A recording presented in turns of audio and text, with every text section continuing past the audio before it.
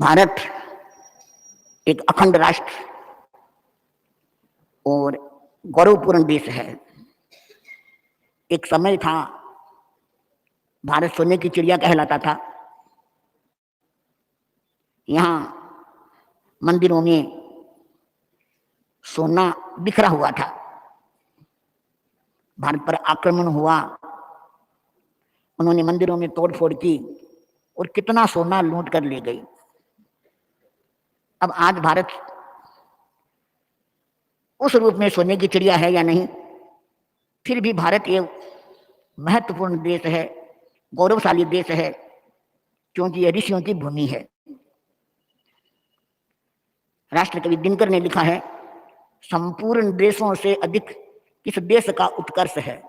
संपूर्ण देशों से अधिक किस देश का उत्कर्ष है, उसका कि जो ऋषि भूमि है वह कौन भारतवर्ष है, वह कौन भारतवर्ष है। तो विश्व में जितने भी देश है, भारत का नाम गौरव से लिया जाता है कि यह ऋषियों की मुनियों की भूमि रहा है।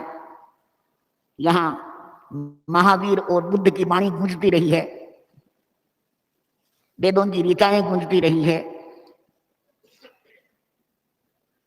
एक कवि ने भारत का आत्मनेपद में परिचय देते हुए लिखा है, मैं भारत हूं, मुझे वेदों की ऋचाओं ने जन्मा है। मेरी परिचय के लिए इतना ही पर्याप्त है कि अमृत स्वरूपा गंगा मेरी माँ है। मैं ऋषियों के आश्रमों में पला हूं, युग पुरुषों की अंगुली थाम कर चला हूं और संघर्षों की प्रचंड अग्नि में जला हूं। भारतवर्ष ने बहुत संघर्ष देखे हैं,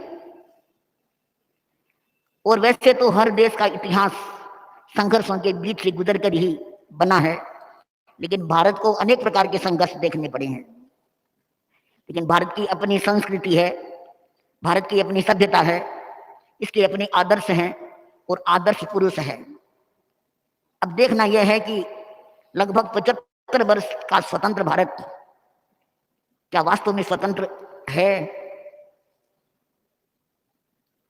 यह सही है कि भारत बहुत बड़ा लोकतांत्रिक देश है,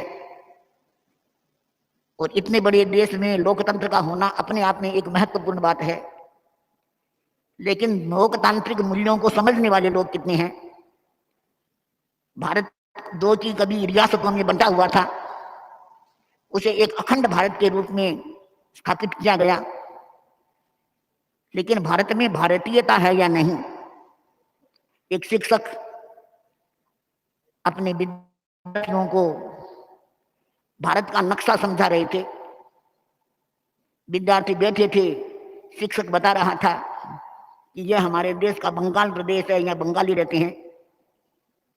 यह बिहार प्रदेश है, बिहारी रहते हैं। यह पंजाब है, यहाँ पंजाबी रहते हैं। यह महाराष्ट्र है, यहाँ महाराष्ट्रियन रहते हैं। इस प्रकार शिक्षक ने पूरे नक्शे का परिचय दिया विद्यार्थियों को। जब शिक्षक का काम पूरा हो गया, एक विद्यार्थी खड़ा हुआ, बोला, सर यह भारत है, इसमें हम भारतीय कहाँ हैं? बंगाली है, नेपाली है, बिहारी है, महाराष्ट्रियन है, राजस्थानी है, सब है, लेकिन भारतीय कहाँ रहते हैं? इसका मतलब यह हुआ कि भारतीयता राष्ट्रीयता गौण हो गई, वो प्रांतीयता हावी हो गई। जहां प्रांतीयता और जातीयता आती है तो वहां भौगोलिक दृष्टि से अखंडता होने पर भी लोगों के दिल बंट जाते हैं, बढ़ जाते हैं, और भाई भाई में दूरी हो जाती है। स्वतंत्रता से पहले भारत एक ही था, बाद में हिंदुस्तान और पाकिस्तान बन गया। एक हिंदुओं का देश, एक मुसलमानों का देश हो गया। लेकिन अगर प्राकृतिक दृष्टि से विचार किया जाए तो सही बात यह है कि हिंदू किया न पैदा, न मुसलमान किया पैदा, कुदरत ने तो हर एक को इंसान किया पैदा। प्रकृति से व्यक्ति जन्म लेता है, वह हिंदू या मुसलमान क्या होता है, लेकिन एक क्रम बन गया, एक परंपरा बन गई कि हिंदू परिवारों में पैदा होने वाला व्यक्ति हिंदू बन गया और मुसलमान परिवारों में पैदा होने वाला मुसलमान बन गया। लेकिन कोई भी बने, और भी बहुत जातियां हैं, सब लोग अगर प्रेम से रहे, भाई भाई की तरह रहे, तो राष्ट्र में कहीं विभाजन नहीं होता। लेकिन पता नहीं किस नीति ने काम किया और गांधी जी ने कैसे स्वीकार कर लिया भारत का विभाजन, हिंदू और मुसलमान बंट गए। तो कवि कहता है कि हिंदू भी मजे में है, मुसलमान भी मजे में है, इंसान परेशान है यहां भी वहां भी। जहां इंसानियत नहीं है तो वहां परेशानी अपने आप आती है। तो प्रश्न है कि ये परेशानी का कारण कौन है, हिंदू है या मुसलमान है? वास्तव में देखा जाए तो न हिंदू बुरा है न मुसलमान बुरा है, बुराई पे आ गया वो इंसान बुरा है। हिंदू मुसलमान का क्या बुरा क्या अच्छा? जो व्यक्ति बुराई करता है, जिसके जीवन में अध्यात्म नहीं है, धर्म नहीं है, नैतिकता नहीं है, वह इंसान बुरा है और उसके कारण वह कौम बदनाम हो जाती है या मानव जाति बदनाम होती है। तो मूल बात यह है कि आज भारत को ऐसे ऋषि मुनियों की जरूरत है जो भिन्न भिन्न जाति के लोगों को, भिन्न भिन्न संप्रदायों के लोगों को भी भारतीयता की दृष्टि से एकता का अनुभव करा सके। जब भारत आजाद हुआ था, देश स्वतंत्र हुआ था, उस समय भारत की स्थिति को देखकर आचार्य श्री तुलसी ने अणुव्रत आंदोलन का प्रवर्तन किया। उद्देश्य एक ही था उनका कि विदेशी दासता से मुक्ति मिली है, लेकिन जब तक वृत्तियों की दासता से मुक्ति नहीं मिलेगी, जब तक व्यक्ति अपनी बुरी आदतों से आजाद नहीं होगा, तब तक आजादी का आनंद नहीं आएगा, स्वाद नहीं आएगा। तो उस समय उन्होंने जो गीत लिखा, असली आजादी अपनाओ, अगर वह आजादी 75 वर्षों में भी आ जाती तो भारत का रूप कुछ और ही होता।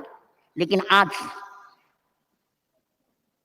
कितने लोग ऐसे हैं जिनके मन में अपने देश के प्रति, अपने राष्ट्र के प्रति, या जो देश और राष्ट्र में आदर्श पुरुष हुए उनके आदर्शों के प्रति आस्था के भाव है, वैसा जीवन जीते हैं। आदर्शों को जीने वाले लोग कहाँ हैं? एक समय था जब देश में गांधी जी थे, महामती चाणक्य थे। आज कितने गांधी मिलेंगे, कितने चाणक्य मिलेंगे? गांधी जी इलाहाबाद गए, हाथ धोने लगे, नेहरू जी पानी से हाथ धुला रहे थे, नेहरू जी पानी डाल रहे थे, पानी उंडेल रहे थे। तो गांधी जी ने उनको रोका, उनको टोका कि ऐसे पानी मत गिराओ, पानी का अपव्यय हो रहा है। नेहरू जी बोले, इलाहाबाद तो पानी का शहर है, यहाँ पानी की कमी नहीं है। तो गांधी जी ने क्या कहा कि देखो, इस पानी पर तुम्हारा और मेरा अधिकार नहीं है, लाखों लोगों का अधिकार है, तुम पानी का अपव्यय क्यों करें? ऐसी सोच आज कितने लोगों के दिमाग में कि देश की जो संपत्ति है, चाहे पानी हो, बिजली हो, खनिज हो, उस पर पूरे देशवासियों का अधिकार है। जब भारत आजाद हुआ तब देश हमारा छोटा सा था, आज कितना बड़ा हो गया है।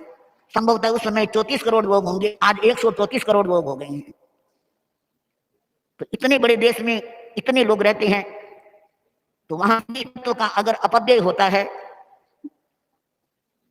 तो उससे दूसरे लोग वंचित हो जाते हैं। चाणक्य महामती थे, वो चाहे जितना रईसी का जीवन जी सकते थे, लेकिन उनका जीवन बोलता है कि वे कुटिया में रहते थे और रात को 2 दीपक जलाते थे। जब वे सरकारी काम करते तो सरकारी तेल से जलने वाला दीपक जलाते, और निजी काम करते तो अपने घर का दीपक जलाते थे, घर के तेल से जलने वाला दीपक जलाते थे। तो राष्ट्रीय संपत्ति का इस प्रकार सदुपयोग करने वाले भी कितने व्यक्ति मिलेंगे आज? तो राष्ट्र प्रेम की भावना, राष्ट्रीय एकता की भावना जब तक बल नहीं पकड़ेगी, तब तक भारत स्वतंत्र होकर भी स्वतंत्रता का पूरा आनंद नहीं ले सकेगा।